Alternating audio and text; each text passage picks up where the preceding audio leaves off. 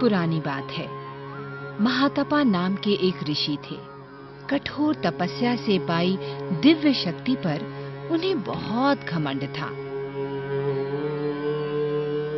एक बार जब ऋषि गहन तपस्या में लीन बैठे थे,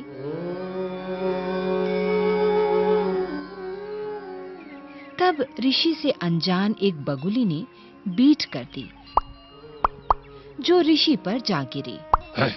ऋषि का ध्यान भंग हुआ।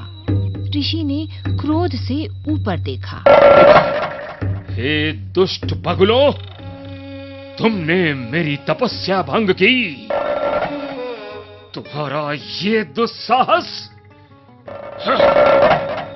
अब महातपा को क्रोधित करने का परिणाम तुम्हें भुगतना होगा।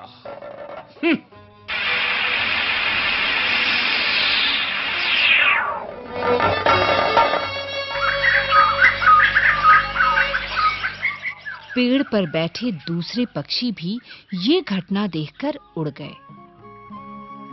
इस शक्ति प्रदर्शन के बाद अब महातपा का क्रोध शांत हो चुका था। वो फिर से तपस्या में लीन हो गए।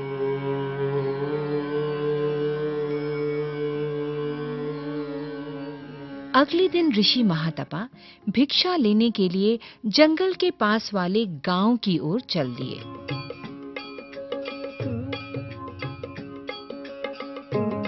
भिक्षान्न देहि, भिक्षान्न देहि।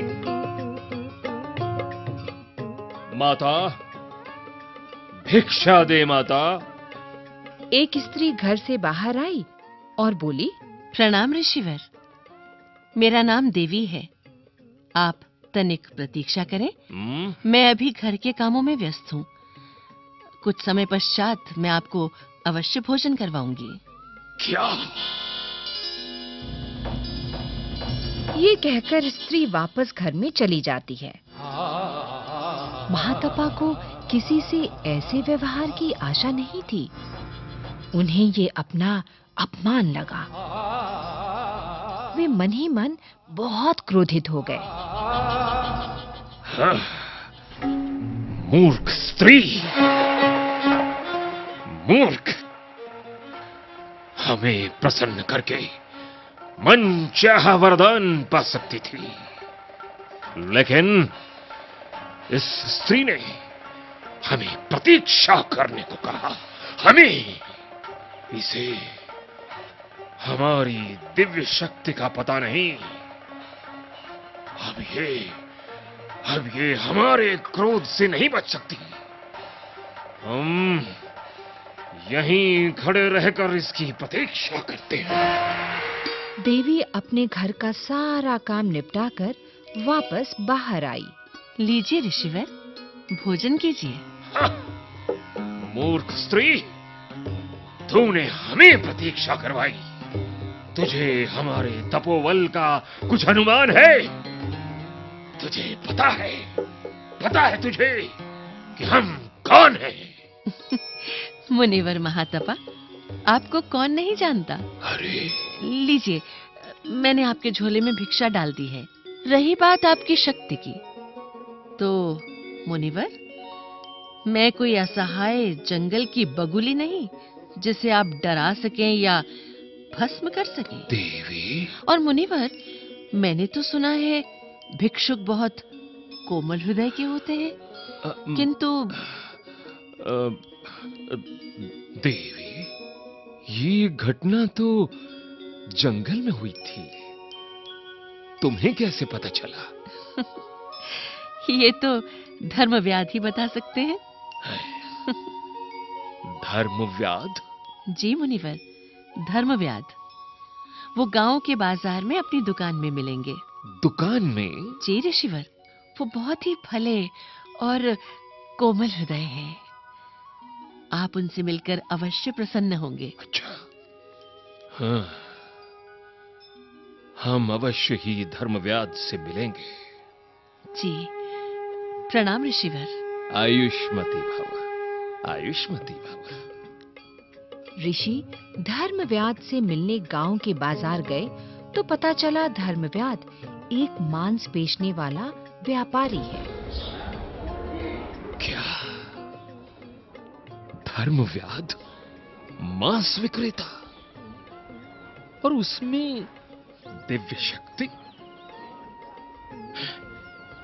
इसे कैसे पता चला कि हमने जंगल में बगुलों को भस्म किया है? धर्मव्याध से ही पूछते हैं। अरे ऋषिवर, आप यहाँ? बस एक जिज्ञासा यहां खींच लाई। कहिए मुनिवर महातपा। तुम्हें कैसे पता चला कि हम ही महातपा हैं? मुनिवर, मुझे तो ये भी पता है कि आपने अपनी क्रोध दृष्टि से 2 बगुलों को भस्म कर दिया था। अरे, समझ गया। मुनिवर, आपको देवी ने यहां भेजा है। देवी? धर्मव्याध, प्रणाम। अब ऋषि को एकाएक ये समझ आ गया कि पूरी ईमानदारी और लगन से अपना काम करने वालों का सामान्य ज्ञान किसी एकांतवासी ऋषि से ज्यादा अच्छा होता है। ऋषि जान गए कि ऐसे कर्मशील लोगों को आसपास होने वाली घटनाओं का पूरा ज्ञान होता है। ऋषि को कर्म और ज्ञान का संबंध समझ आ गया। ज्ञान की शक्ति का अनुमान भी हो गया। वे धर्मव्याध से बोले, प्रणाम धर्मव्याध, प्रणाम। सच्चे तपस्वी तो तुम हो, तुम। क्या कहते हैं मुनिवर? कहां मैं और कहां आप? मैं सत्य कह रहा हूं धर्मव्याध। मैं स्वयं को दिव्य शक्ति का स्वामी समझता था, लेकिन आज मैंने जाना तुम्हारे और देवी जैसे लोग ही वास्तविक सिद्धि के स्वामी हैं। मुनिवर, कर्म करने वाला सबसे बड़ा होता है। कर्म श्रेष्ठ है, कर्मयोगी श्रेष्ठ है। आज मुझे सच्चा ज्ञान मिला।